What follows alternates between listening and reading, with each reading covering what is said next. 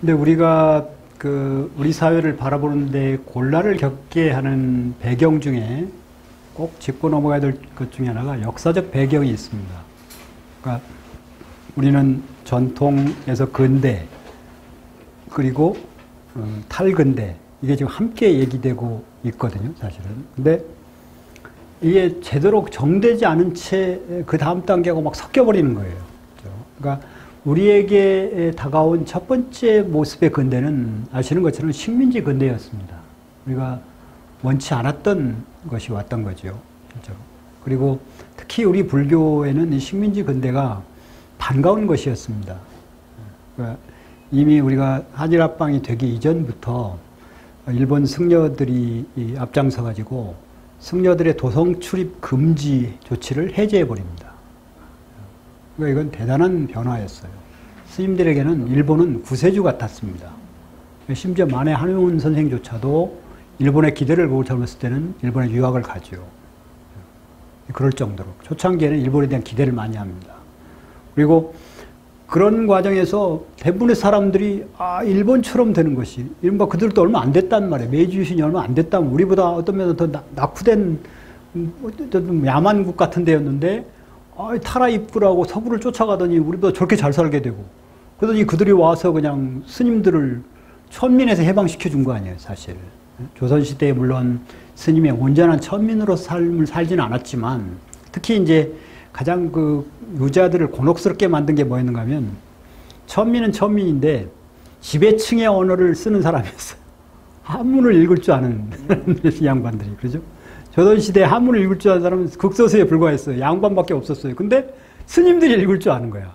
실제로. 그러니까 이게 곤욕스러운 거예요. 그래갖고 예를 들자면 추사와 백파의 논쟁 같은 걸 보면 추사가 처음에는 그냥 무시합니다. 네가 그래봤자 중이지 뭐 이렇게 무시해요. 근데 언어를 공유하고 있고 언어를 공유하고 있다는 것은 철학적인 깊이가 있다는 것이거든요. 실제로.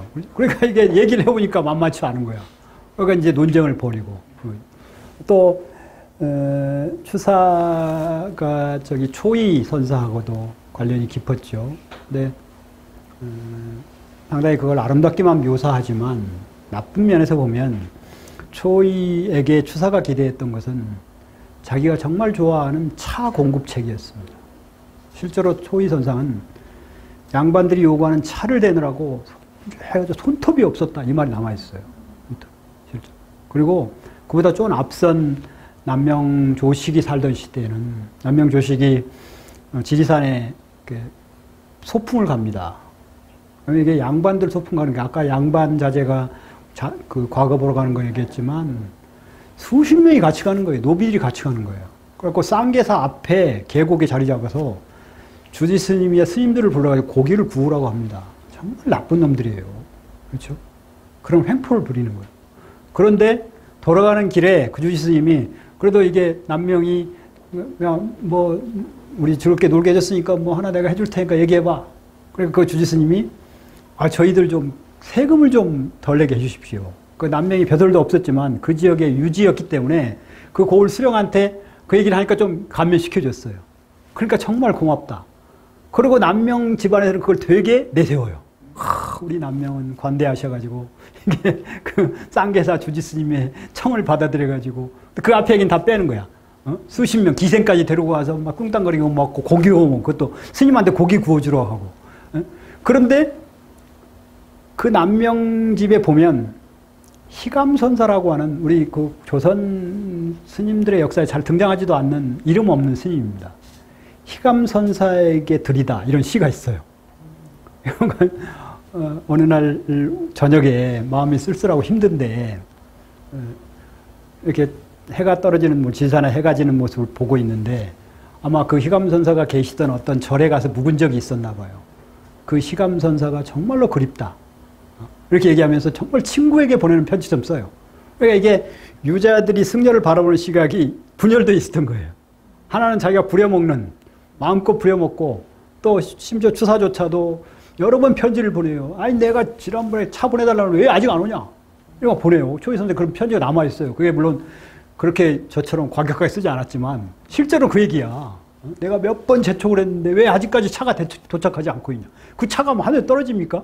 예? 우리 유병화 선생님 처음 안 드시지만 그게 안 떨어지잖아. 그러니까 얼마나 이게 되나 쉽게 안 되잖아요. 그러니까 또 일정 되고 나면 좀 기다려야 되잖아. 그걸 못 기다리고 그 추사가 정말로 그 품격이 떨어지는 자였어요. 그런 면에서는.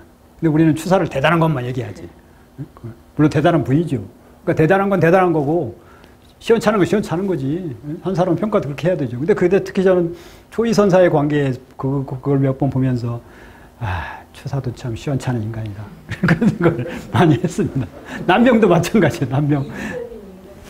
그렇죠. 이기적인 인간이고 그냥 그렇게 그저 살았던 사람이기도 한 거지 한편으로. 근데 어찌됐거나 식민지 근대가 불교 입장에서는 상당히 반갑고 희망인 것으로 보였어요. 잘 아시는 것처럼 일제강점기 동안 한국 불교를 특징 짓는 말은 친일입니다. 친일. 그렇죠. 거기에 맞선 분들이 있고 우리가 그분들을 잘 살려내서 마치 일제시대의 스님들은 뭐 만해, 용성, 석전, 뭐 초월 이런 항일과 그걸 올곧게 가져간 분들만 기억하지만 훨씬 더 많은 스님들은 완벽하게 친일을 했습니다. 그게 자기들에게는 그분들에게는 상당히 한국 불교를 조선 불교를 되살리는 길이라고 착각했던 것이죠. 근데 만해 스님 같은 경우는 그렇고 일본에 기들고 봤더니 이놈들이 아닌 거야. 자기들의 목적이 따로 있는 거예요. 그러니까 일본 무교를 막 심으려고 하고 그런 가운데서 자연스럽게 대처 육식이 이제 금방 확산됩니다. 아주 빠르게 일본보다 더 빠르게.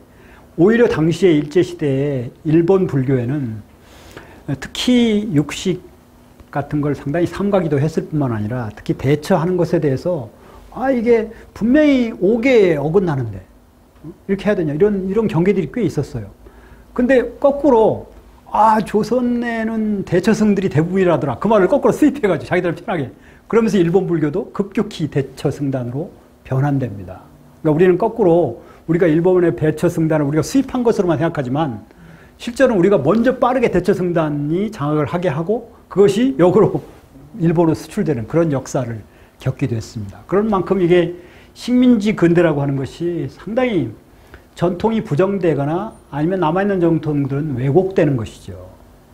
그러니까 이것을 어떻게든 정리할 수 있는 시간을 가지고 그 다음 시대를 맞았어야 되는데 그렇게 하기 위해서 광복을 위해서 그 많은 분들이 엄청난 고통을 겪고 끝까지 포기하지 않고 생각해보면 그러니까 이른바 친일 청산이라는 개념을 우리가 막 쓰기는 쉽지 않은 게 우리가 그 시대에 살았더라면 이런 생각을 해봐야 되는 거죠.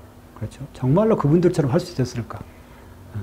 만해나 용성이나 특히 그 용성 스님 얘기는 제가 불교 공부를 시작한 것이 해인사 쪽에 가산 지관 스님 밑에서 해서 용성 스님 얘기는 가끔 들었습니다.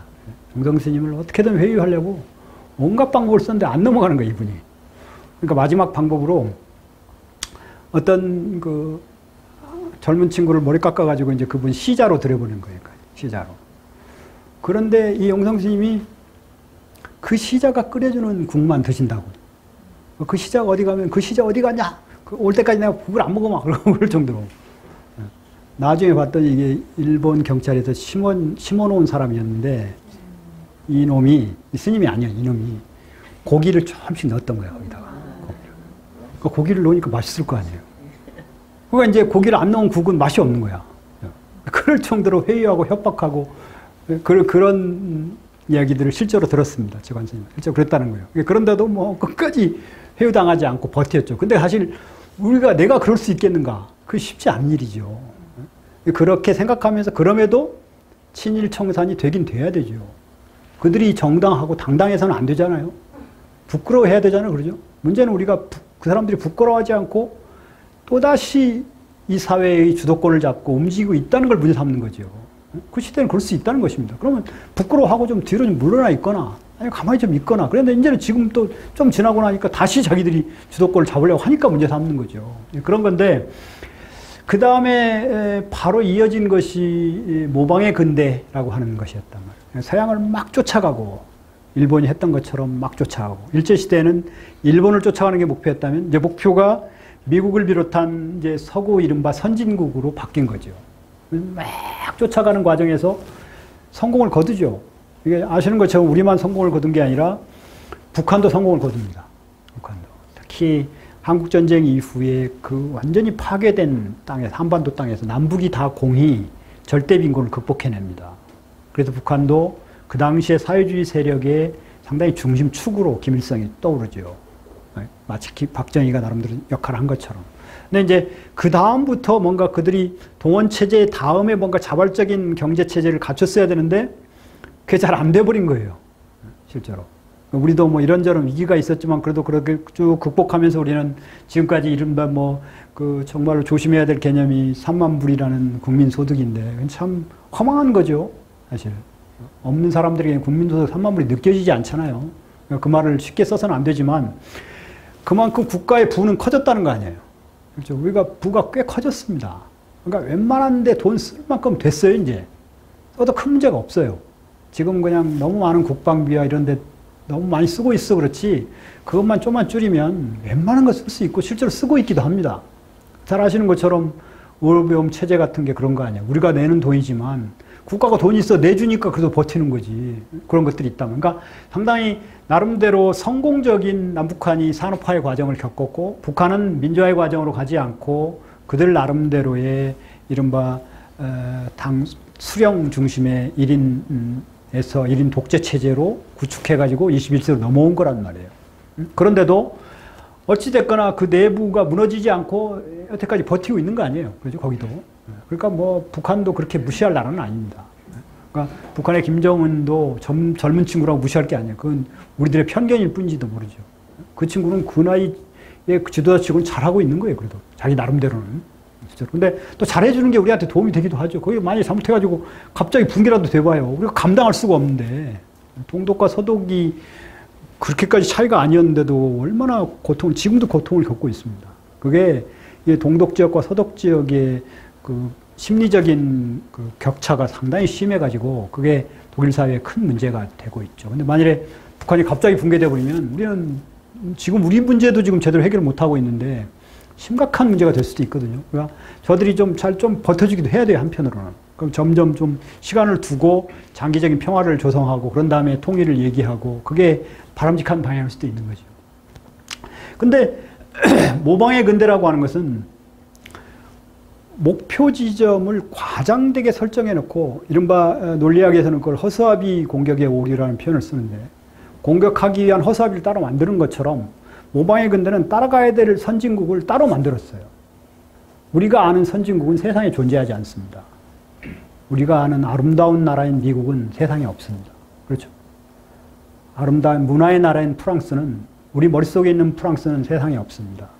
그러니까 제가 아까 잠깐 말씀드린 건 프랑스에 한 10일밖에 안 있었지만 파리에 가서 제일 먼저 느낀 것이 뭐였냐면 정말 시원찮은 곳이다. 파리가 너무 실망스러운 거예요. 도대체 막 사람이 이렇게 지나가고 있는데 거기에 막 온갖 쓰레기들이 다 있고 도대체 뭐 이게 뭔가 그런 생각이 드는 거예요. 그리고 뭐 화장실도 아까 말씀드린 것처럼 뭐 찾기도 힘들고 인심도 얼마나 사나운지. 그리고 막 파리 시내 아파트를 빌려서 이렇게 있었는데 얼마나 위에서 시끄럽게 떠들고 다 부부싸움을 하는지 잠을 못 잤어요. 진짜로 막. 그냥 도대체 이게 뭐 무슨 선진국 싶었는데 나중에 한 며칠 지나고 나서 그게 본래 파리의 모습이었던 거죠. 그죠? 문제가 있었던 것은 내 머릿속에 파리가 문제가 있었던 거예요. 내 머릿속에 파리는 그런 곳이 아니었어. 실제로. 마찬가지로. 그렇고 이제 독일도 마찬가지예요. 독일도 우리가 얼마나 저처럼 철학적으로 공부한 사람들에게는 프랑스보다도 독일에 대한 환상이 훨씬 큽니다. 그래서 독일 철학을 해야 철학이었어요. 저희 때까지는.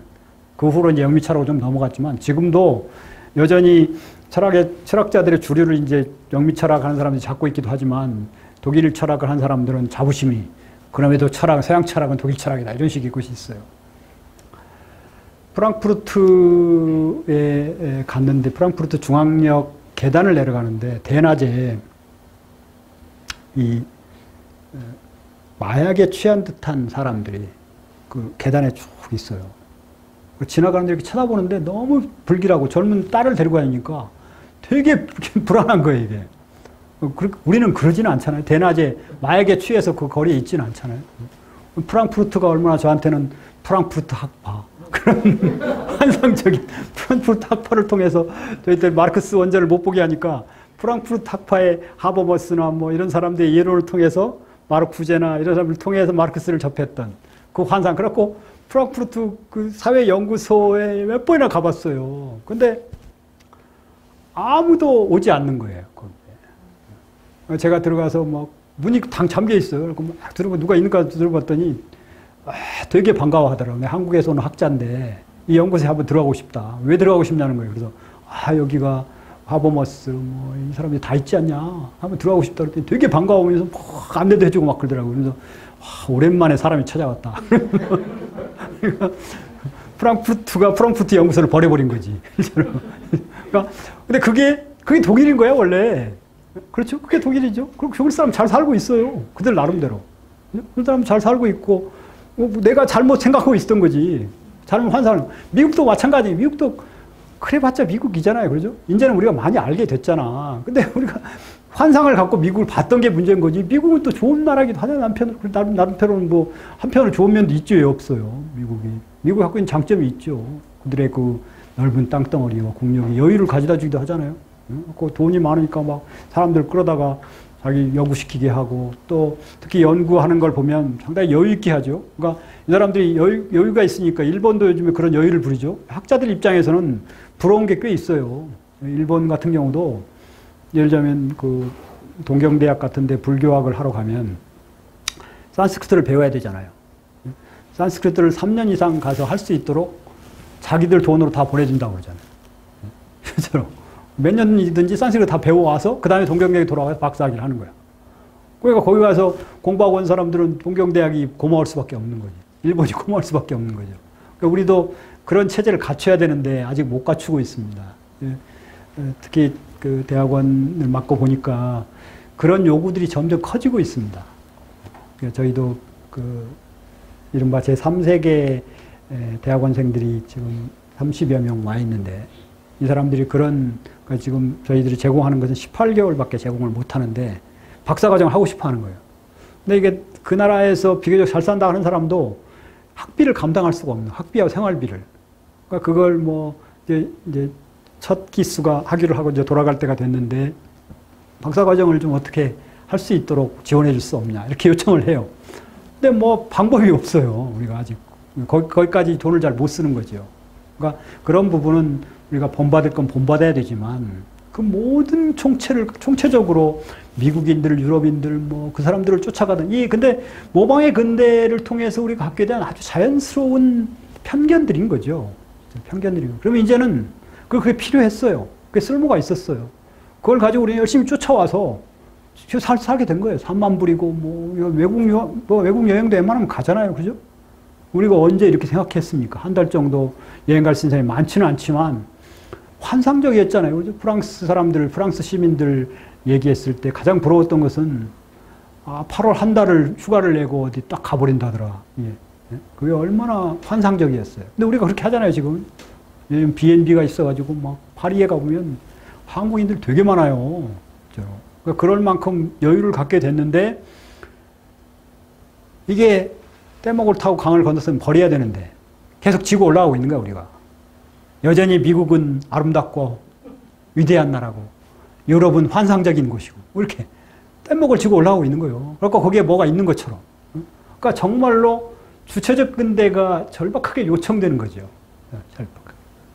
주체적 근대가 요청되는데 뗏목을 버리기가 힘든 거예요.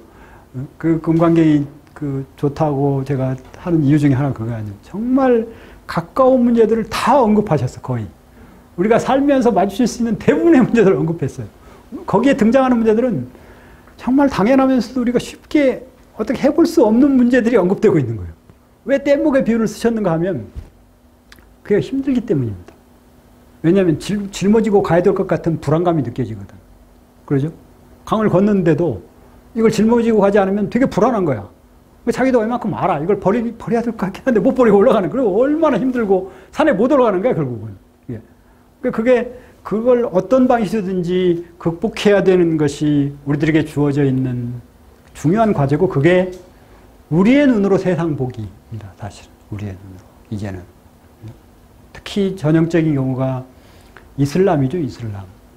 이슬람을 그래서 아까 말씀드린 고전과 윤리의 15권의 고전에 제가 그 교육과정 도덕과 초중고 교육과정 개정 책임자를 맡았어요. 그래가지고 제 편견이 들어가 있는 거지. 그래서 제 편견을 교과서에 막 넣는 거예요. 욕 많이 먹습니다. 근데 그 중에 하나를 넣은 게 꾸란을 집어넣었어요. 꾸란.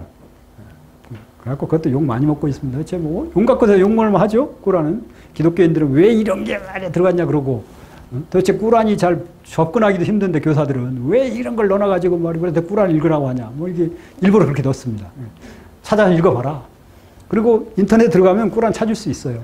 우리말로 번역된 꾸란이 찾아집니다. 안 찾았으니까 그러지. 근데 꾸란이 아니고 그전에는 코란이었죠. 코란은 왜 코란입니까? 영어로 그렇게 발음됐기 때문입니다. 영어로. 그러니까 꾸란이라고 읽어줘야 돼요. 그렇죠? 실제로. 그 중동 아랍 이슬람 사람들이 꾸란이라고 읽는데 영어권의 사람들이 코란이라고 읽었다 우리가 코란이라고 읽어줘야 되나요? 안 그렇죠? 꾸란이라고 읽어줘야 되는 거예요. 가능하면 꼭 코란이 읽는다고 큰 문제가 되는 건 아니지만 가능하면 꾸란이라고 읽어줘야지 왜 하필 코란이라고 영국 사람처럼 미국 사람 긁어줘야 되는 거예요. 그러면서 그런 것으로 상징되는 우리 눈으로 세상 보기라는 과제가 우리한테 정말 중요한 과제로 다가와 있고 그것이 주체적 근대, 탈근대 이런 것도 주체적 근대 안에 다 포함되어 있는 것이죠. 주체적 근대라는 개념을 통해서 탈근대까지도 수용해야 되는 거죠. 온전하고 바람직한 의미의 근대와 탈근대까지도 한꺼번에 묶어서 받아들이는 것이 저는 주체적 근대라고 생각합니다. 실제로. 그런 맥락에서 그것은 다른 말로 하면 우리 눈으로 세상 보기라는 것 이외의 것이 아니다. 그런 거죠. 불교의 사회관은 뭐 우리가 잘 알고 있는 것들이죠. 사실은. 무아라는 게 연기적 관계망 속에 개인이 있을 뿐이다. 그래서 이 개자라고 하는 게 개별 개자를 쓰지만 그건 편의상의 개념일 뿐이고 개인은 존재하지 않는 거죠. 물리적 관점. 그러죠? 온전한 개인은 존재하지 않는다. 그게 무아 아니에요? 그죠? 고립되고 이기적인 개인. 이게 이른바 인디비주얼리즘이라고 하는 서구 개인주의의 기본 전제거든요. 인간은 고립되고 고립성과 이기성을 전제로 해서 살아간다. 이게 시민사회의 기본 전제입니다. 실제로. 개인주의의 기본 전제죠. 그리고 그게 필요했기 때문에 그랬습니다. 워낙 오랜 시간 동안 공동체와 관계라는 이름으로 개인들을 억압해 왔어요. 우리도 그렇죠? 우리도 그랬습니다. 잘 아시는 것처럼 그 문제가 많이 된 사람이지만 그 신경숙 같은 사람이 그러면 신경숙이 자기 그 오빠가 저희 같은 고등학교를 나와서 그 집안을 좀 아는데 오빠는 저희 고등학교를 나와서 대학을 서울로 왔어요. 근데 신경숙은 중학교를 마치고 공장으로 보내졌습니다. 오빠의 성공을 위해서. 그렇죠? 신경숙이 63년생인가 밖에 안 돼요. 그렇죠? 그 시대에는 딸은 가족을 위해서, 오빠를 위해서, 오빠가 뭔데? 그러니까 더 황당한 것은 그 오빠들이 동생을 책임지지 않는다는 거예요. 그러니까 섭섭한 거죠. 그렇죠? 실제로. 그런 일이 많아요. 아마 시골 분들이 아니면 잘 모르실 수 있어요. 대부분 그랬어요. 웬만큼 사는 집안도 딸들은 고등학교도 아니고 중학교도 안 보내고 서울로 보내버리는 거야. 근데 신경숙이 똑똑하니까 야간 고등학교 다녀가지고 전문대학 다녀가지고 글 써가지고 잘 잡은 거 아니에요. 근데 뭐 표절 시비에 그렇게 대응하는 것은 실망스러운데 표절했다 그렇게 얘기하면 되는 거 아니에요? 근데 그걸 못해서 참 안타깝고 실망스럽긴 했는데 근데 그런 정도로 가족이라는 이름으로 너무 개인들을 억압해온 거예요. 공동체라는 이름으로, 국가라는 이름으로. 서양도 중세 교회 공동체 이런 것도 그러니까 고립되고 이기적인 개인 그리고 너무 사람들한테 막 착하게 살아야 된다 인간은 이만 강요해오니까 아니다 인간이 이기적이다 본래 이게 어떤 혁명적인 선언이었던 거죠. 일종의 요청으로 필요했던 거예요. 고립성과 이기성이라는 요청이 필요했던 거예요. 그리고 그걸 통해서 이른바 개개인들의 권리를 찾아내는데 중요한 기여를 합니다. 개인주의는 그래서 역사적으로 상당히 중요한 기여를 해요. 근데 그리고는 그것도 사라져야 될, 버려야 될 뗏목이었던 거예요. 그런데 우리가 짊어지고 가고 있는 거야. 마치 고립되고 이기적인 개인만이 인간인 것처럼. 그렇게 착각하는 거예요. 그러니까 내 삶을 살겠다 이런 말을 쉽게 하는 거예요. 내 삶이라는 게 없는 거예요, 본래는. 그렇죠? 네. 내 삶, 나만의 삶이 어디 있어요? 내 삶이 내 자식의 삶과 연결되어 있고, 내 부모의 삶과 있고, 다 연결되어 있는 거죠?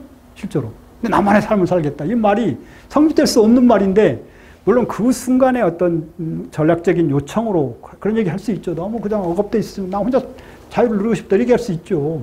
그렇지만 본래 불교적 관점에 따르면 전에 우리 그 양 교수님이 잘 말씀해 주신 것처럼 연기만이라는 게 중중무진 연기로 얽혀 있어서 고립된 개인이라는 것은 성립 불가능하다. 이게 불교 사회관의 전제란 말이에요. 그러니까 연기적 관계망 자체가 곧 사회인 거죠. 인드라망이 곧 사회인 것처럼 그런 거죠. 그러니까 공동체 자체도 실체성이 없는 거죠. 개개인들 사이 연기적 관계망을 빼면 실체로 존재하지 않는 거예요. 그러니까 그게 불교적 사회관의 첫 번째 것이고, 그러다 보니까 당연히 개인과 사회가 상호 연관성을 갖는 거죠. 상이 상관이라는 표현을 쓰죠. 그러니까 우리가 저처럼 윤리학하는 사람들은 이제 저는 그 박사학위 논문을 사회윤리의 책임주체 문제를 가지고 했는데 왜 그러는가 하면 이게 그동안의 개인윤리는 사회 구조적인 문제에 대해서는 눈 감게 하면서 개인의 도덕성만 강조한 거예요, 계속. 그러니까 이게 윤리를 가르치면 가르칠수록 노예적인 삶을 살게 하는 거예요. 그렇죠? 착하게 살면 된다. 가능하면 사회에 저항하지 말고, 부모님 말씀 잘 듣고, 이렇게 한단 말이에요. 그러니까 이게 시민이 아니라 그게 식민지 시대에 일종의 식민에게 요구됐던 거예요. 일본 식민주의자들에서 저항하지 말고, 정말 아무 생각하지 말고 성실하게 살고, 그게 특히 교직사회, 특히 초등학교 교직사회에 그게 남아있습니다, 여전히. 그게 왜 그런가 하면, 일제시대에 사범학교를 전국에 세워가지고 가장 고급 고등교육 기관이었단 말이에요. 사실 경성제대는 늦게 생긴 데다가 한군이 들어가는 그게 불가능했습니다. 경성제대는 우리나라에 파견된 일본 관료들의 자제를 보내기 위한 그런 동경제대를 본따서 만든 학교였고, 우리 한국인들이 갈 수 있는 데는 기껏해야 전문학교. 근데 전문학교도 이게 돈이 많이 들고 그러니까 지방의 인재들은 거의 그냥 사범학교를 갔어요. 그러니까 이게 16, 17 된 애들을 불러다가 완전히 식민지의 어떤 앞제비로 만든 거죠, 한편으로는. 그러니까, 그래가지고 이 초등학교 교사 문화에 어떤 게 있는가 하면 몸이 엄청 아파도 학교에 가야 해야 돼요. 교사가 몸이 아프면 쉬어야죠. 그렇죠? 그게 교직 윤리 아니에요? 근데 학교를 가야 돼. 그 말이 돼? 왜? 애가 있으니까 학교 가야 되는데, 애들이 있으니까. 그게 몸이 배에 있어요. 그래서 우리는 그걸 상당히 칭송한 거야. 그러니까 몸이 아파서 학교에, 물론 꾀병을 앓면서 학교 안 오는 사람들은 비난받아 마땅하지만 학교에 가기 힘들 정도 상황이 되면 당연히 병원에 가는 게 정상적인 인간이지. 그런 방식으로 이게 왜곡된 개인윤리가 많아서 사회윤리를 좀 구분시킬 필요가 있었어요. 근데 이게 사회윤리를 책임질 수 있는 것은 결국 그런 사회적 관계망을 인식한, 불교적으로 말하면 일정한 정도의 깨달음을 가진 개인들인 거죠. 개인들만이 사회 문제를 해결할 수 있는 것입니다. 그렇죠? 그런 면에서 구분과 동시적 연계의 문제, 또 사회의 산물이기도 하지만 우리는 사회를 바꾸는 주체이기도 하죠. 이게 사실 중요한 지점입니다. 우리는 한국인으로 태어났지만 한국 사회를 바꿔갈 주체이기도 하단 말이에요. 그게 인간의 가장 큰 장점이고 가장 큰 특징이기도 하죠. 그 다음에 그런 점에서 주체적 자각, 불교적으로 얘기하면 깨달음이라고 얘기할 수 있고, 그것이 개인의 깨달음에 그쳐버리면 온전한 깨달음이 아닌 거죠. 왜냐하면 연기적 관계망 속에 있는데 의도적으로 딱 끊어가지고 나만 깨달았다, 이거 끝나는 거 아니에요. 그건 온전한 깨달음일 수가 없는 거지. 당연히 그게 온전한 깨달음이라면 사회적으로 확산돼서 자기가 몸담고 있는 공동체가 좀 더 고통이 적은 곳으로 갈 수 있게 하는 것이 온전한 깨달음인 거죠. 그런 맥락에서 개인과 사회의 긴밀한 연관성에 대해서 좀 고민해 봐야 되고, 그 다음에 이제 특히 대승불교가 출발하면서 출가보살과 제가보살이라는 말을 쓰기 시작하고 수행의 여건에 초점을 두고 구분합니다. 출가보살은 출가해서 나쁜 인연에 얽매일 가능성이 적다, 이렇게 묘사되어 있습니다. 특히 보살 예 같은 데 보면. 그런데 이제 이런 사부대중 공동체가, 그러니까 제가보살도 사부대중 공동체 구성원으로 정확하게 인정이 되죠. 근데 이제 거기다가 시민사회와의 관계를 새롭게 설정해야 되는, 그러니까 일제시대에도 특히 스님들이 양반들과의 관계를 형성하는 일이 상당히 힘들었죠. 그런데 이제 우리 시대는 특히 스님들과 제가보살들이 시민들과의 관계를 다시 설정해야 되는 문제가 생겼습니다.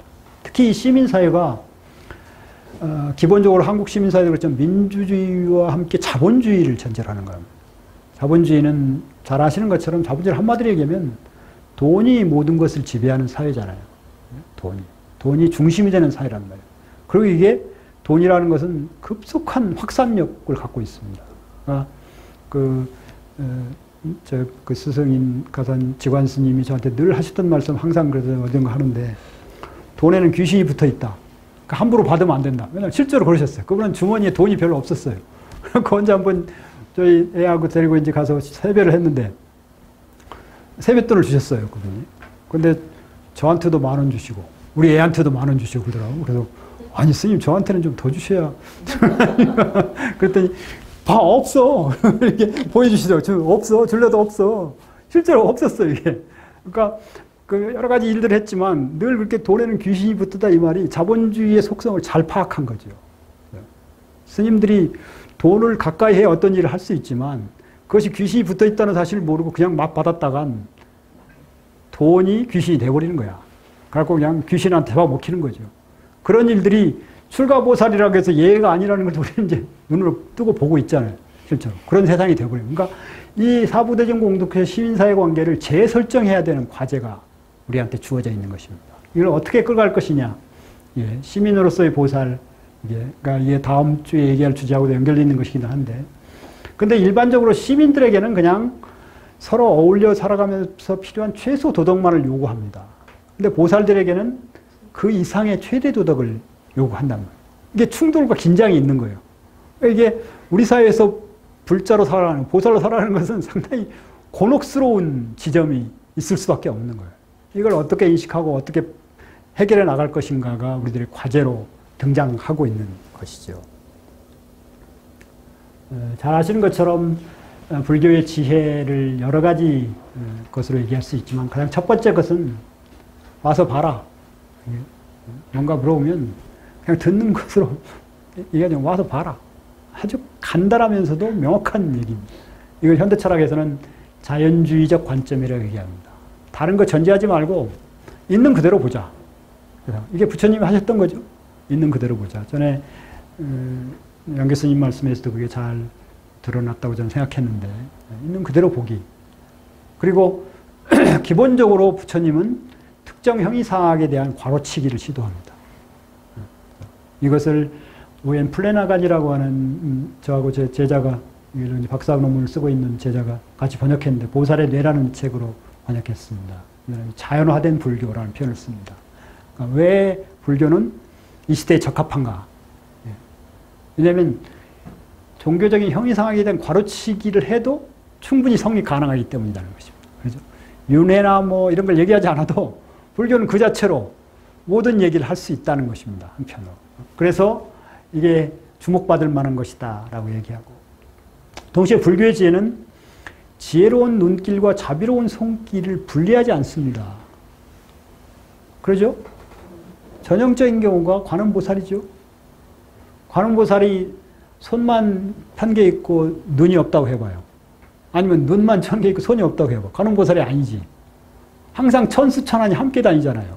그러니까 자비로운 눈길은 자비로운 손길과 연결돼야만 진짜 보살인 거야. 만일에 자비로운 눈길만 버리고 손길이 안 갔다. 보살이 아니죠. 그게 기본 전제란 말이에요. 그러니까 이 말을 아주 쉽게 불교의 지혜라는 이런 것들이죠. 실제로 별다른 그게 특별한 게 아니고 천수천안의 보살상이 우리가 지향해야 될 삶이란 말이에요. 그러니까 이게 현대윤리학이 안고 있는 상당히 곤혹스러운 지점을 잘 통과하는 거예요. 현대윤리학은 말로만 선한 것을 얘기하고 어떻게 하면 선하게 살 수 있는가에 대한 얘기를 잘 못해요. 그 실천의 문제를 잘 다루지 못하는 것이 현대윤리학의 한계라고 그러는데 불교 안에서는 이 두 개를 구분하는 것이 분리하는 것이 불가능하단 말이에요. 만일 늘 물론 실질적인 상황에서는 눈길은 쉽게 갈 수 있고 손길이 안 갈 수 있죠. 그렇지만 본래 우리의 목표는 눈길과 손길이 함께 가는 것이다. 이게 불교적 지혜에서 다시 확인해 보아야 되는 것들이고 또 아까 말씀드린 것처럼 고립된 개인들이 필요 사회 속에서 살아갈 수밖에 없고 그 경쟁의 일상과 정신적 소진 이런 문제도 우리 사회의 한 특징으로 이제 자리 잡았고, 그 다음에 분단의 고착화로 인해서 이념 과잉 사회가 됐죠. 이제 많이 한편으로는 극복되기도 한데 그냥 상대방을 빨갱이로 몰아붙이기도 하고, 뭐 아니면 거꾸로 뭐 또 마찬가지죠. 이쪽에서 저쪽을 공격할 때도 너무 쉽게 그냥 매도해 버린단 말이에요. 사실은 매도해 버려. 그러다 보니까 이게 지난번에 한번 어떤 그 불교도 꽤 아시고 그런 어떤 분하고 잠깐 얘기하면서 저도 모르게 이제 태극기 부대에 대한 비판을 이렇게 했는데 한참 1시간 정도 얘기를 했어요. 나중에 근데 나도 나가네 그러시더라고요. 나도 나가네. 그리고 상당히 당황해가지고 그럼 다음에 다시 한번 말씀을 제가 듣겠습니다. 이제. 그리고 도대체 왜 나가는지 정당한 근거가 있더라고. 그러니까 근데 물론 거기 나가서 당신은 자존심 상한대요. 그런 사람들과 함께 있는 것이. 그렇지만 거기 나오는 사람 중에서는 자기 나름도 정당한 근거가 있는 사람도 있는 거야. 근데 우리는 싸잡아서 태극기 부대 노땅들 뭐 이렇게 얘기하면서 쉽게 매도해 버리잖아요. 그러면 이제 대화가 안 되는 거죠. 근데 그 양반들하고 우리도 함께 살아야 되잖아요. 집에서 만나기도 해요. 그런 사람들이. 양쪽에 있다가. 그러죠? 그러니까 일단 얘기는 좀 들어봐야 돼. 저쪽만 들으라고 할 게 아니라 그 양반들 얘기도 들어봐야 돼요. 그분 뭐 어디 의대 교수도 하고 뭐 그랬던 분인데. 도대체 뭐. 근데 거기에 꽤 있다는 거예요. 자기 같은 사람이. 그런데 말이야. 돈 받고 나온다고 하면 정말 자존심 상한다는 거예요. 자기 돈도 많은데. 실제로. 뭔가 이게 이념 과잉이 된 거야. 어떤 면에서는. 그러니까 이게 당연한 거죠. 분단 75년 뭐 이런 것들이 이게 정말 이런저런 것들로 촛불과 태극기란 말로 쉽게 언어를 만들어내는 순간 고정된 실체를 갖게 될 위험성이 늘 잔존합니다. 이게 조심해야 될 부분입니다. 그렇다고 해서 그들을 비판하지 말라는 거죠. 비판해야 되는 거죠. 그렇지만 그걸로 낙인 찍어버리면 더 이상의 대화를 하지 말자는 거예요. 근데 문제는 같이 살아가야 될 사람들이라는 거예요. 그러니까 그런 과정에서 불교가 일정한 역할을 해낼 수 있어야 되고 해내야 된다는 것입니다. 우리 사회 안에서. 그런 면에서 이래 전반적으로 아까 말씀드린 것처럼 자아 정체성의 위기를 겪고 있고 이게 이제 선진국 담론이라고 하는 것입니다. 이런 맥락에서 이제는 더 이상 선진국 이런 말들을 쉽게 선진국이라는 것을 대체로 두 가지 맥락에 쓴다는 거예요. 김종태라는 사회학자는. 하나는 자신의 주장을 정당화하는 근거로 선진국에서 이렇게 하고 있으니까 이렇게 쓴다는 거예요. 또 한편으로는 선진국에서는 얘기하면서 열등감을 표출하는 거예요. 선진국에서는 이러는데 우리는 도대체 왜 이래? 맨날 그런 말을 너무 쉽게 일상 언어에서 쓴다는 거예요. 이게 병이라는 거예요. 병. 실제로 병이죠. 더 문제는 지식인들이 더 그런다는 거예요. 이 땅에 여론을 주는 지식인들이 더 그런다는 거예요. 이게 좀 너무 세야 되는 거죠, 이제. 너무 셀 때가 됐어요. 우리가 객관적으로 충분히. 그러니까 그런 것들을 있는 그대로 바라보고. 그렇다고 해서 한국이 무슨 대단한 나라나요? 그냥 한국일 뿐이죠. 그건 마찬가지 아니에요? 나는 그냥 나은 거지. 상대적으로 남한테 비교해서 내가 대단하고 얘기하는 순간 웃겨지는 거 아니에요? 그래? 실제로. 그런 거 아니에요? 그럼 나는 나은 거지 뭐. 이런 어떤 성숙한 자아관이나 사유관들이 필요한데 거기에 불교가 있는 여실직연을 제가 일부러 지자를 썼습니다. 원래는 알지자죠? 있는 그대로 알고 본다. 근데 그게 지혜로운 견해이기도 한 거죠. 지혜의 지자로 바꿔놨습니다. 우리는 꽤 괜찮은 사회이기도 하죠. 근데 여전히 문제가 많은 사회이기도 하죠. 있는 그대로 알고 봐야 되는 거죠. 근데 이게 이런 문제는 대부분의 사회가 다 안고 있는 문제들이에요. 그러니까 그러면서 특히 불교적 관점에서는 사회적 고통에 대한 정당한 관심을 갖고 우리가 할 수 있는 한 지혜의 눈길과 자비의 손길을 베풀어야 되는 거죠. 그게 불교가 할 수 있고 해줘야 되는 일이라는 것입니다. 특히 사회적 고통의 실상에 대한 관심과 인식, 또 주변의 고통들 특히, 또 연기적 관계망 속에서 이제 세계화라고 하는 것이 거스를 수 없는 대세가 되면서 이 고통의 세계화가 이루어지고 있잖아요. 또 고통 자체에 대한 인식도 세계화가 됐죠. 우리는 원하지 않아도 저 먼 곳에 특히 그것도 참 거슬리기도 하는데 무슨 뭐 구호단체들이 그냥 광고로 맨날 때려요. 광고비가 더 나가는 것 같아. 그래갖고 되게 마음이 안 좋더라고요. 그죠? 그분들도 뭐 전략적으로 선택하기 있죠. 그래갖고 맨날 보여줘. 그 고통들을. 이런 시대를 살고 있는 거란 말이에요. 그 자연까지. 그런 맥락에서 이제 이 두 가지 불견의 자세는 대체로 이런 것들인데 이 구체적인 개인으로서 물론 고립되고 그런 개인은 존재하지 않지만 그럼에도 시민으로서 살아가야 된다. 우리는 시민 보살로 살아가는 거죠. 시민은 기본적으로는 개인으로 일차적으로 살아가죠. 그런데 보살은 그 개인은 개념적인 수준의 말일 뿐이다라는 것을 함축하는 거란 말이에요. 시민 보살로서 어떻게 살아갈 수 있을까? 거기에 불교는 어떤 지혜를 갖고 있을 수 있을까? 그런 얘기는 다음 주에 계속 이어서 하도록 하고, 예, 마치겠습니다. 고맙습니다.